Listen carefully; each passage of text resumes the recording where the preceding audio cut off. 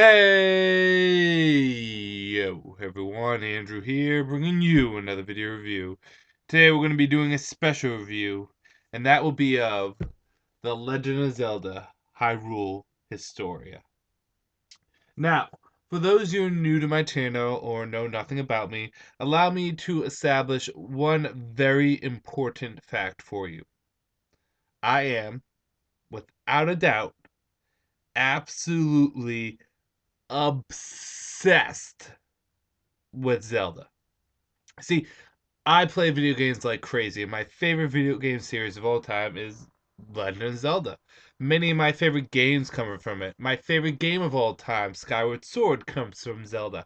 I love Zelda to death. I played every game, and I beat every game, and I 100% complete almost all of them. I absolutely am obsessed and in love with Zelda. It has such a magical feel in my heart, a special place in my heart.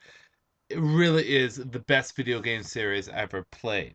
And there's very few video game series that you can sit down and you can say that is magical and has a wonder to it, but the Zelda franchise does. And see, the thing is with the Zelda franchise is it just hit its 25th anniversary a year ago. And with that 25th anniversary, we got a couple good stuff. We got a brand new Zelda game with Skyward Sword. We get a remake of one of the most important, if not the most important Zelda game, Ocarina of Time. And in addition to that, we get this, the Hyrule Historia. Now, the Hyrule Historia is a couple of things. It's not just one thing, it's a couple of things. On one hand, the Hyrule Historia is kind of a picture art book. It has various different pictures from various different Zelda games, showing you all different concepts of arts of various different characters. And it goes through every Zelda game. On the other hand, it's also a in-depth behind-the-scene look of Zelda games, looking at the chronology of Zelda and how it affected various different medias. It's also a manga. You get an exclusive Legend of Zelda Skyward Sword manga in here. But what is most important about the Hyrule Historia is that it is the first official account of the Legend of Zelda timeline. Allow me to explain. Legend of Zelda, especially around 1998 to 2002, is really where it started to burst up with this timeline stuff.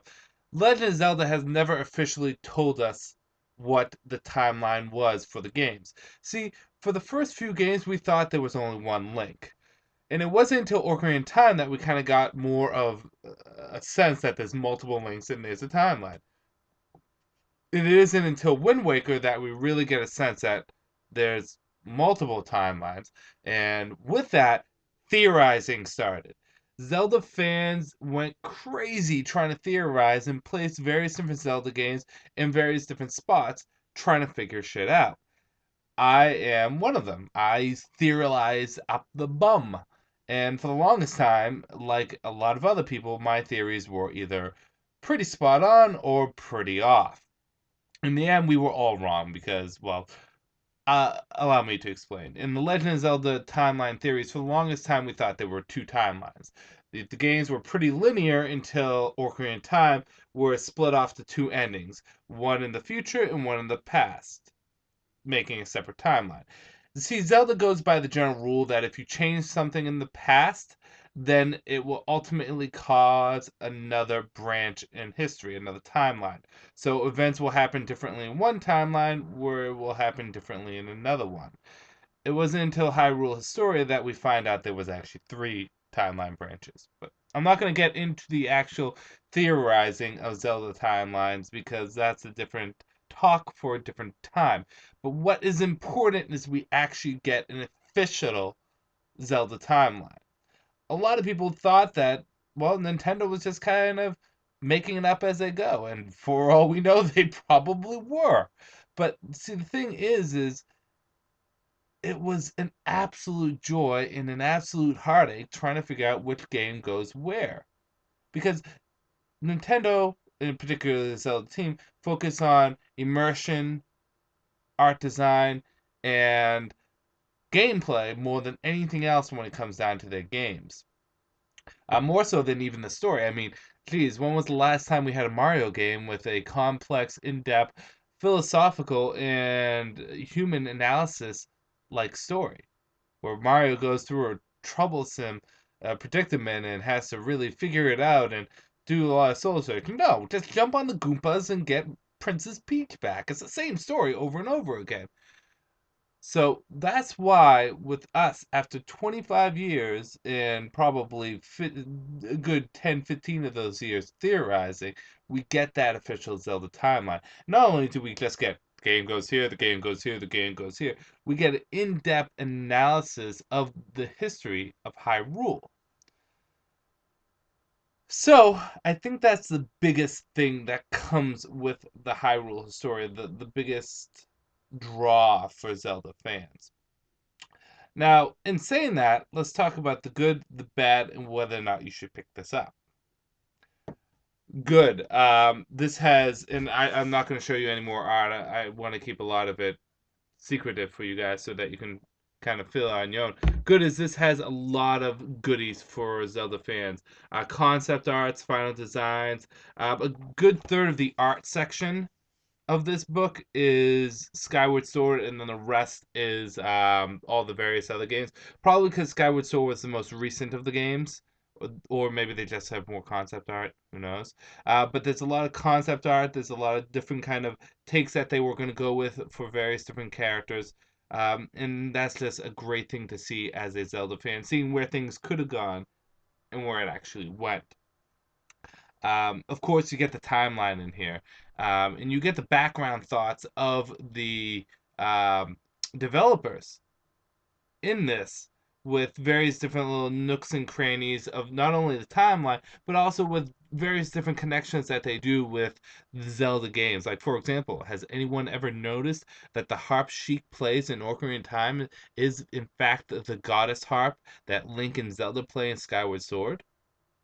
Or that the time crystals in Skyward Sword bear resemblance to the Ocarina Time in Ocarina Time and Majora's Mask. It's small stuff like that that they point out that really make this kind of a nice, enjoyable little collection of things. There's a lot of book here too. If you sat down and read it, it would take you a long time.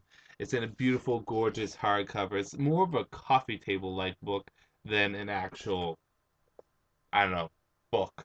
Um, but it really is displayed very nicely. And like I said, it has a lot of nooks, crannies, bits of information. And again, it has an additional manga, and I'm not a fan of manga, but it's in there. Why not read it? It has a 25th anniversary letter from Miyamoto to us, the fans in here. A nice forward, and just it has a beautiful art design. Bad? Nothing really, actually.